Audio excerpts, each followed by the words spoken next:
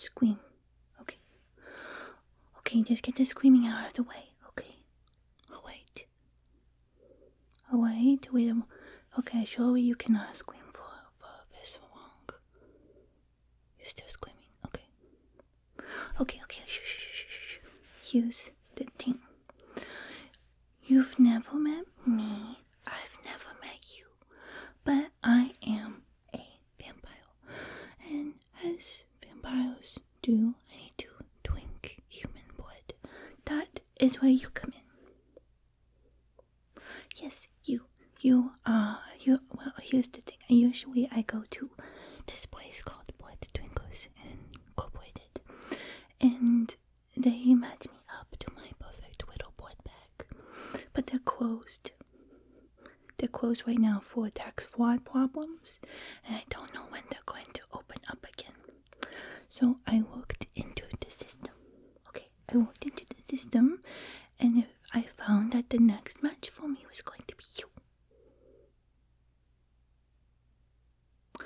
Well, the thing about the Blood Drinkers Incorporated matching system is that they usually, kidnap or obtain in various ways the blood bags. Right? Okay. Let me try to explain. You are a blood bag. You are a human and you're full of yummy blood. Okay? I am the consumer. You are the product. It's like a matching dating service, but it is matching me to the perfect blood bag. If it helps you feel better for your self-esteem, the things that we had in common that we match are the following. We have, you have good yummy blood type. You have a B negative, and I really like that. I noticed that you tend to sit down a lot, and that makes the blood congeal in your legs and makes them all gummy. And I really like it when the blood is gummy. It's yummy in my tummy, you understand. So, now that we have that out of the way, I figure we could just get started. Okay, this is not going as easy as I hoped. What is the problem? Let's just calm down and tell me the problem in simple words, in 3 words. 1, 2, 3. What is the problem?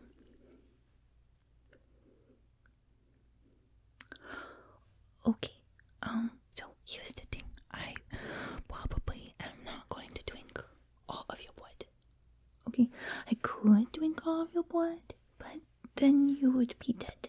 And usually if it is at the Blood Drinkers Incorporated property, they dispose of the body and there's no crimes as far as the public is concerned.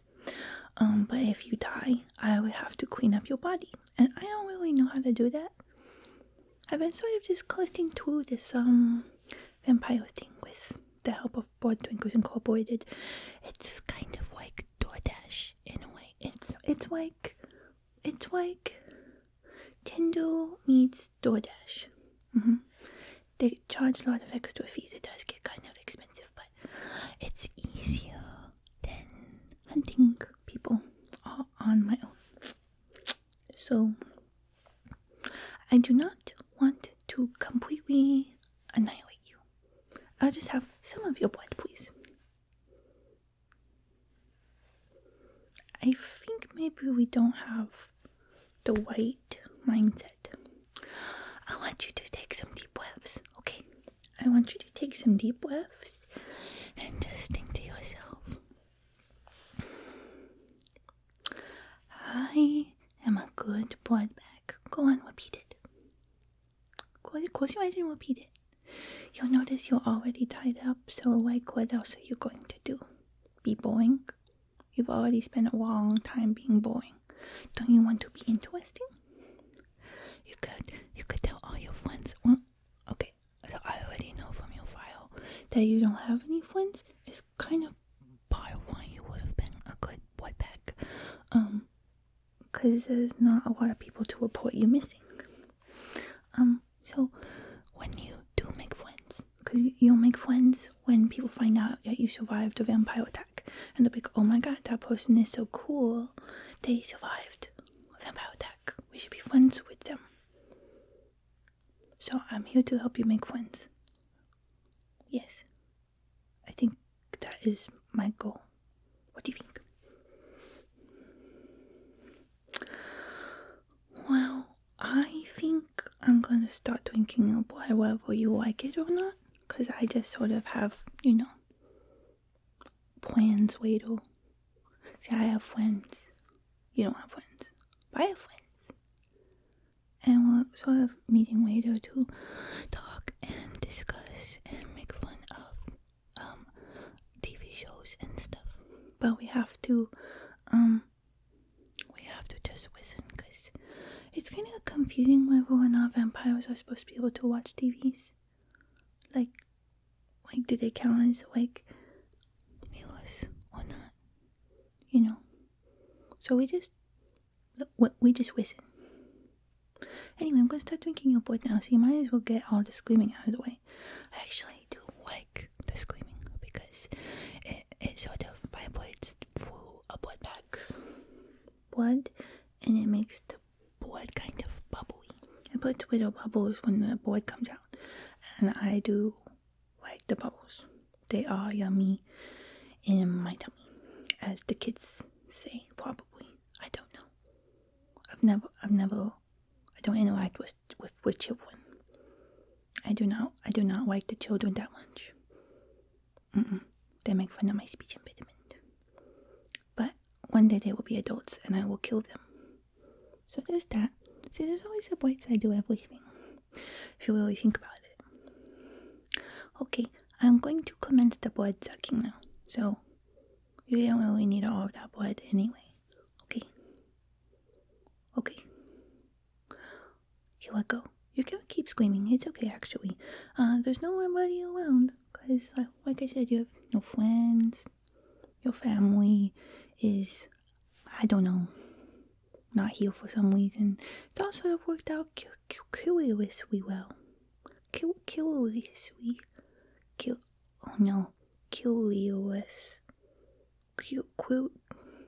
Curiously.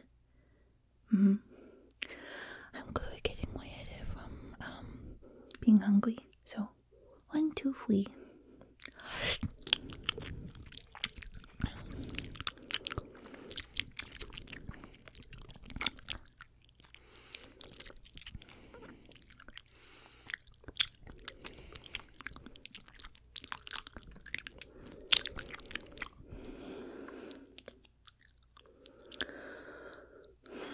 Yeah, your blood is actually pretty good. You should probably go into, you could consider going into, professional blood baggery. And then you could even make, I don't know, a career out of it or something. But, you don't have to stop screaming. You can keep doing the screaming. The bubbles. Remember? I like the bubbles. I like the bubbles. So, okay. Carry on as you were at top volume. Okay.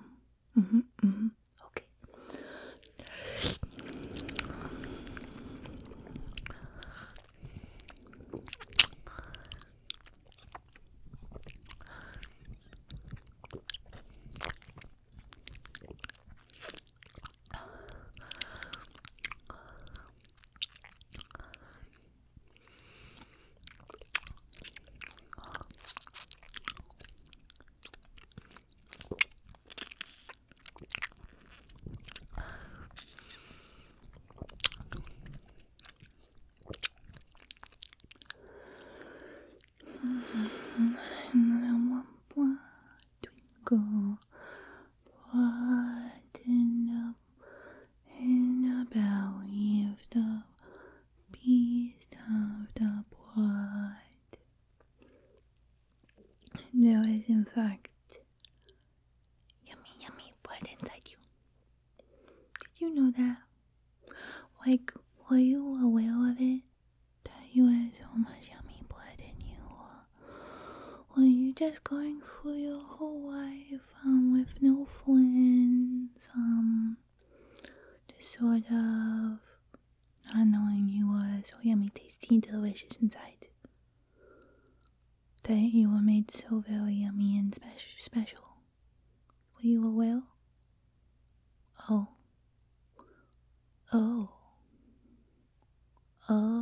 Oh no. Okay, well, that is in fact very concerning.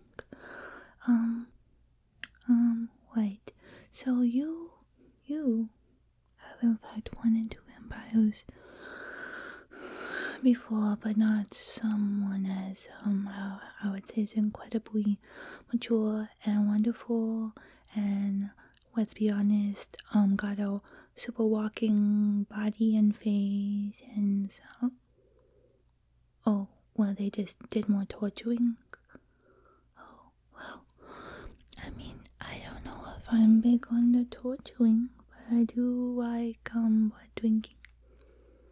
I suppose I'm just more civilized than other vampires. I don't interact with a lot of the crazy ones. The ones that do hunting in the year of our good Lord 2024. That's weird. That's weird, and I should feel bad actually when there's Tinder DoorDash. Most of the time when they're not shut down for tax fraud. So there's that. I'm gonna drink more of your blood. You have to understand, of course, that I'm hungry and you are food. And I believe in intuitive eating. I am gonna honor my hunger. And so you wouldn't want me to have an eating disorder, would you? Because that's kind of what is at stake. Great, we're on the same page. I will not drink more of your blood. I am intuitively feeling like I need more of your blood inside of me. Can just sit right there, because what are you going to do about it? Well, hopefully you won't do that. I would like to not have a stake in the heart. Okay, just keep being a blood bag.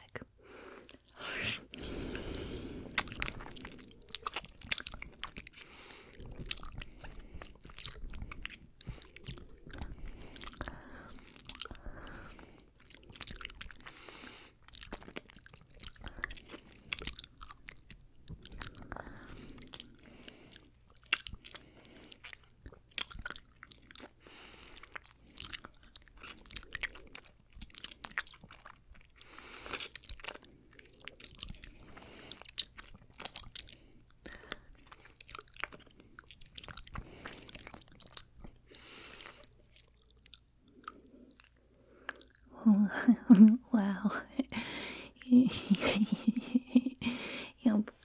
your blood is really sweet and yummy. That's what I like about a B positive blood is first of all you get an A and then you get to be positive. It makes me feel full of optimism. It's like drinking your blood fills me with sunshine. But, oh wait, no, that's not a good comparison. Like, it was sunshine before I was a vampire. Back before I was a vampire, sunshine was referred to as a good thing that made you happy. Now it is a thing that kills me very much and makes me dead. So there is that. I did used to frolic in fields a lot more when I could appreciate the sun. You can frolic in fields at nighttime and it's still pretty good. It's not the same exact vibe though. When you're a vampire running through a field at night going hey. It's just not as interesting. But you know what is interesting? Today's sponsor. No, sometimes when I get really full of blood, I watch YouTube videos and then they do, sponsors and stuff, and I don't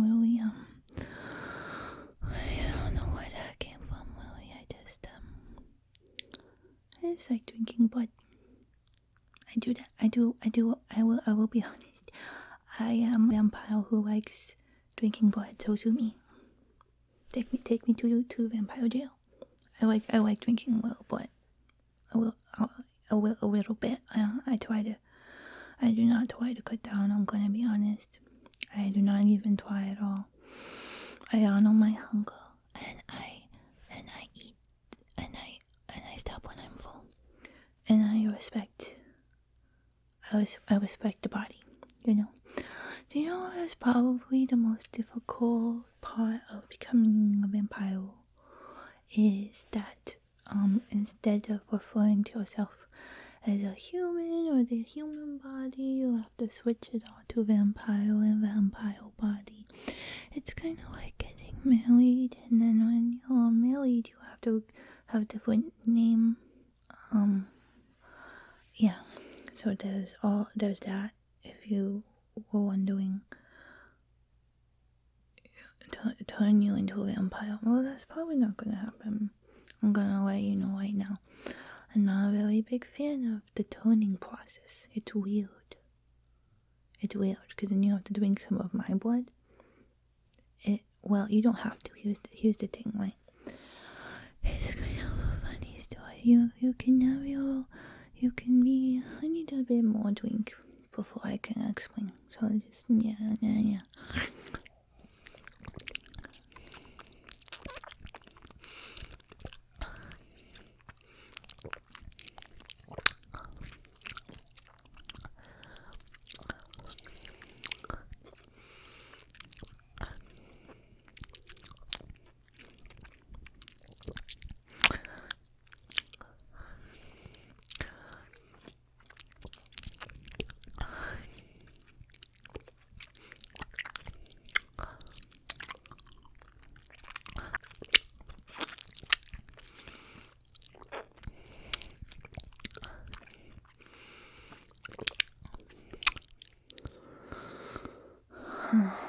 Oh, so I forgot to introduce myself. I am wet. Wet. Like a little squeak. Wet. Sometimes my friends call me by it's kind of a real name, but it's not my real name. That Wet is short for Ratthew. I feel like that's kind of funny. It's just Wet, but Ratthew. There's comedic potential there, I think. So basically the way that vampirism works is that you so I drink most of your blood, and then before you die, I don't drink all of it, and then basically you would start to turn unless I killed you all the way. But the wonderful thing is that if I give you some of my blood, it makes the process smoother. Like, it makes it hurt less, and it's a little bit more euphoric. You know what I'm saying? So basically the thing is that there's a way to be nice about it, and a way to be mean about it. And there are vampires out there that are mean about it. And so that's very interesting. My name is Wet.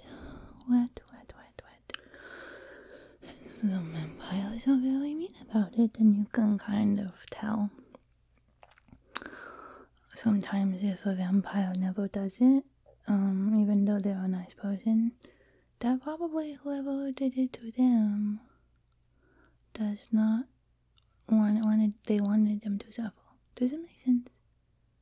Does that make sense to you? Blood back.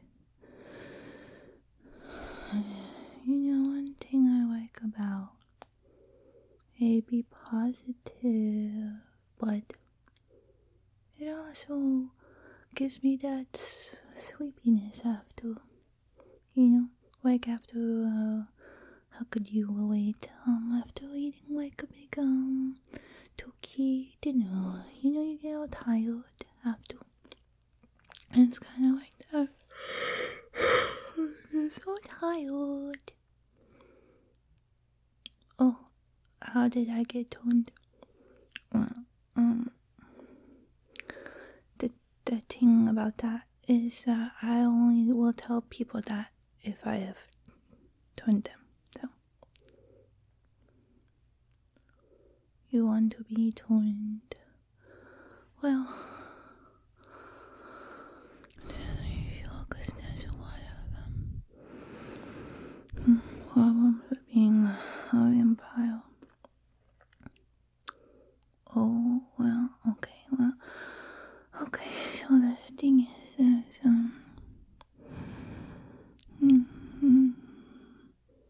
we're not supposed to talk about them.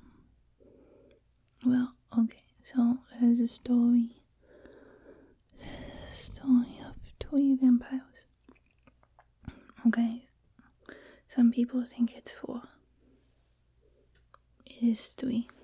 I can't believe I'm even telling you this, but it's a very important story of 3 vampires. Their names were Veronica, Penny, and Tabitha.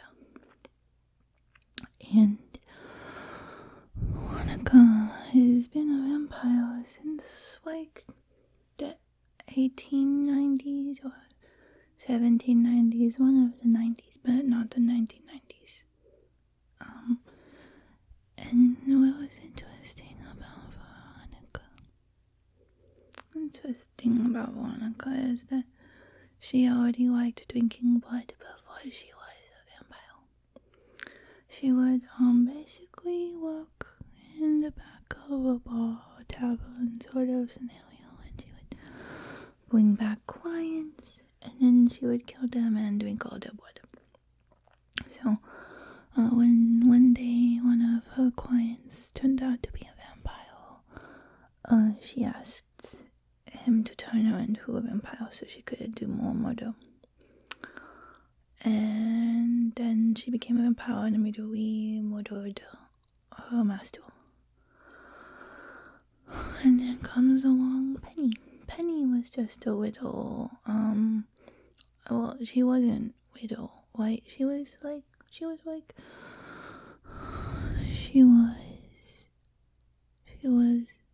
young for her age, if that makes sense. And she had a very difficult home life. I need a little bit more blood to keep going, okay? It's a long story. Okay. All right. Thank you for listening.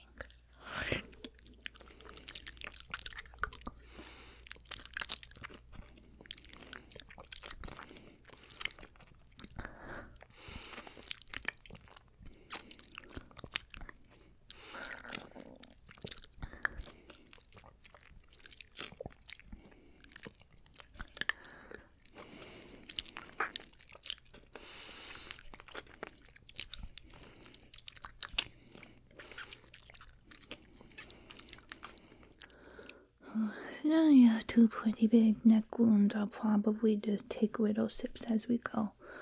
So anyway, Penny had a very difficult home life. And one day she met a woman in her barn. No, it wasn't a barn, it was a shed. So she met this woman who was hiding in the shed. And she was very nice to Penny. And she was very much felt like a savior to Penny. You know? Felt like a savior to Penny. And she learned all kinds of interesting things about Penny. Like Penny once found a bird and kept the bird until the bird died. And then the bird eventually decayed into just being bones. And then Penny developed a severe fear of bones. You know, she was just very, she did not like them. They made her very upset to see her friend turn into bones. And anyway, after taking care of Penny and convincing her that, Veronica convincing Penny that she was safe to be around, Penny agreed to be a vampire. And Veronica killed her parents, and then she turned Penny into a vampire. and she did not do it the nice way. She did it the painful way without the assistance of vampire blood to ease the process. A little Dwinky Dwink.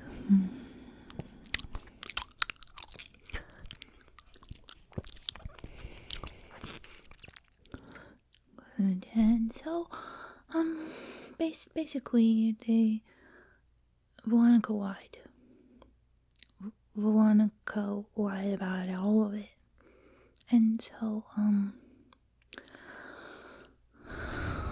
she would lock her in rooms full of bones and skeletons for like years at a time.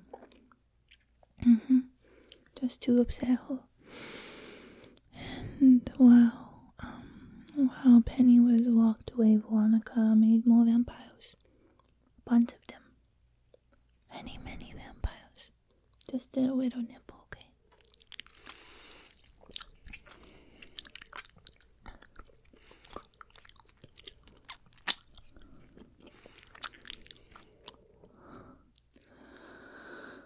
Veronica made a bunch more vampires, and so anyway, where was I? Man, the AB positive blood really hits different. So Veronica made a new vampire called Tabitha, spelled Tabatha. You know, it's kind of got the word bat in the center. And Tabitha was a very talented vampire. Veronica noticed this. So basically, Veronica did something that we did not know that you could do, which is she cured Tabitha's vampirism. And since she was, I don't know, she was like 14 at the time. She had to figure out where to go, and she was taken to an orphanage when she was turned back into a human. This is often considered the least believable part of the story, because you can't really cure vampirism, it's not real.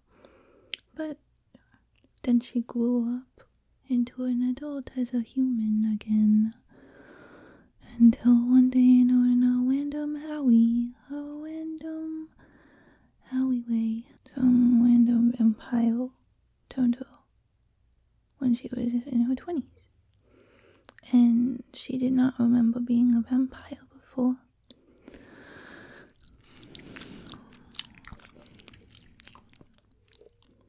She did not remember it. But she retained a lot of her skills. But now she was different, and she went by a new name. Betsy, short for Tabitha. But she was very lonely, because she did not have a master or mistress or anyone at all to join her, no one of any gender. And it's just very sad.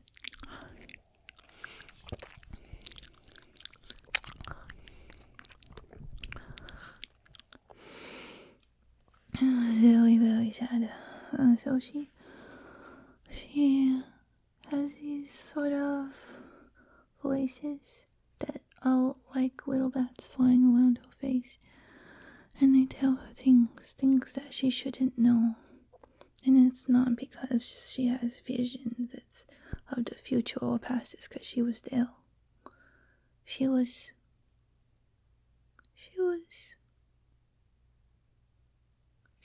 with Veronica the whole time. And she wanted to find Penny. She remembered Penny. She remembered because when a vampire turns you, you retain some things from them, from the blood. You get some memories or abilities, or sometimes even mental health problems will transfer over. lot to think about when you taunt someone. And anyway, Betsy was pretty sure she knew how to cure vampirism, but nobody believed her. Because she was also kind of, well, Betsy. She was kind of crazy, you know what I mean? So nobody really wanted to believe her. But eventually, Penny escaped the skeleton dungeon. But she's not well anymore. She was already not super stable, and now she's very, very strange. They're all still out there somewhere. They're all still out there. And that's why I don't deal with all the hunting and the turning and all of that stuff. It's just not worth it. Whenever you think to yourself, is it worth it to start a new line of vampires and trauma and have to hunt people down? It's not worth it. You just think of the three vampires. The story of the three vampires, okay? So that's pretty much all there is to know about the three vampires. Anyway, no one's really heard from Penny in a while. Everyone thinks Veronica probably has her in the bone room again. So anyway, everything's pretty messed up over in the vampire world. And people prefer to go to things like like Blood Tingles Incorporated now. That's what they prefer. You know, just being sort of disconnected from the line of production. That makes sense? I did not expect to go on for so long. Anyway, after hearing all that, you probably don't even want to be a vampire anymore. It's very, very, it's very messed up. One time I heard of Veronica turning someone into a vampire and then killing them and then torturing them and then turning them into a vampire and then unturning. It's a very torturous, painful process. It's just not worth it to deal with all of that. Anyway, I feel like I'm starting to sober up a little bit from your blood. And I'm probably gonna leave out the window now. But this has been a good blood drinking arrangement. I could come back and drink more of your blood. Once we grew it back. Maybe you could eat a cookie and drink some orange juice and rest. And don't donate any blood for a little while. You need to get some of it back. So there's that. That's the story of the three vampires. As for how I was turned, those are secrets.